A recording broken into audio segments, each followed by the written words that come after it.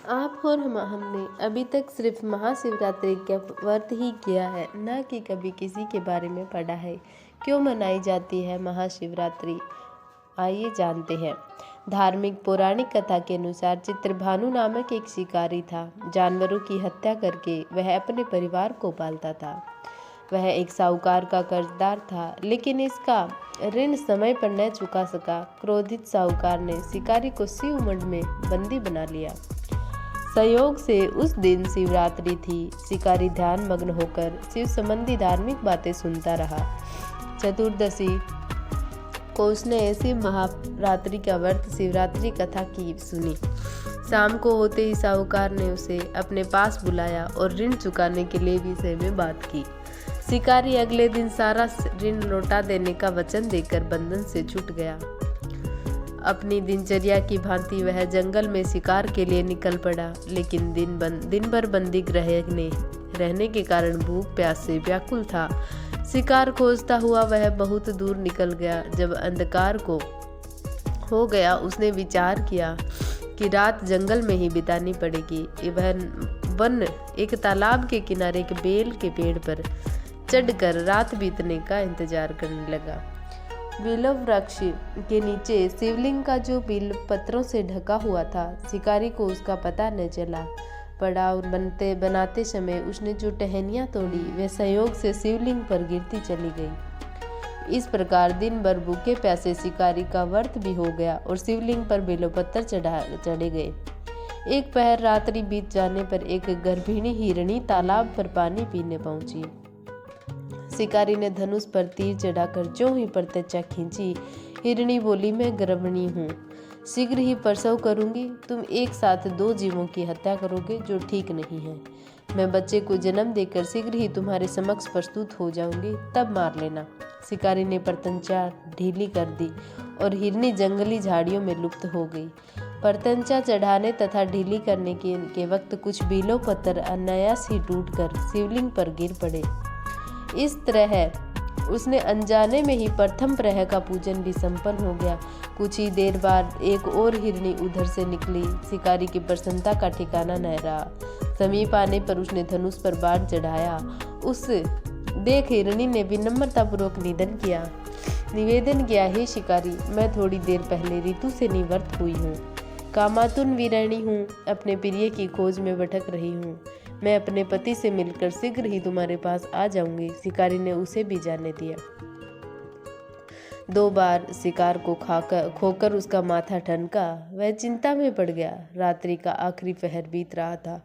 इस बार भी धनुष से लगकर कुछ बेलपत्र शिवलिंग पर जा गिरे तथा दूसरे पहर की पूजन भी संपन्न हो गई।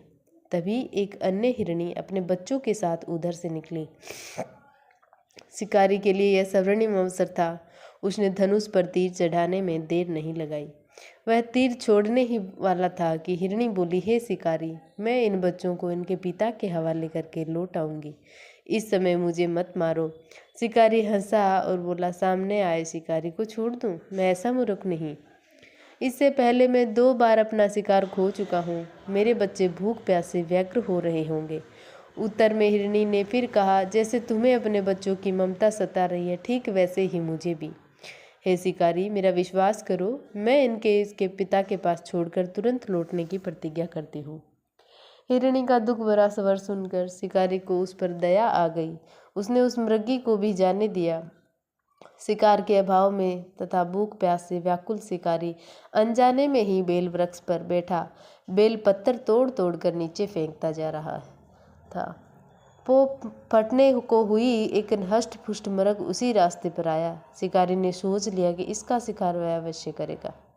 शिकारी की तनी प्रत्यंचा देखकर मृग विनीत स्वर में बोला, हे शिकारी, यदि तुमने मुझसे पूर्व आने वाली 3 मुर्गियों तथा छोटे बच्चों को मार डाला है, तो मुझे भी मारने में विलंब न करो, ताकि मुझे उनके वियोग में एक क्षण भी दुख न सहना पड़े।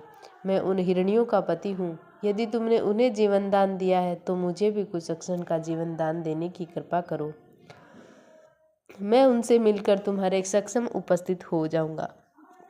मृग की बात सुनते ही शिकारी के सामने पूरी रात का घटना चक्र घूम गया।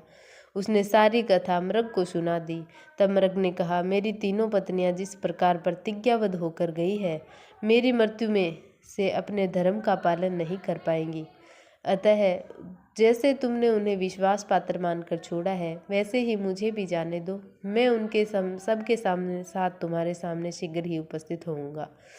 शिकारी ने उनसे भी जाने दिया। इस प्रकार प्रातः हो गई। उपवास, रात्रि जागरण तथा शिवलिंग पर बेलपत्र चढ़ने से अनजाने में ही वह शिवरात्रि की पूजा पूर्ण हो गई। पर अनजाने में ही हुई पूजा का परिणाम उसे तत्काल मिला। शिकारी का हिंसक हृदय निर्मल हो गया, उसमें भगवत शक्ति का वास हो गया।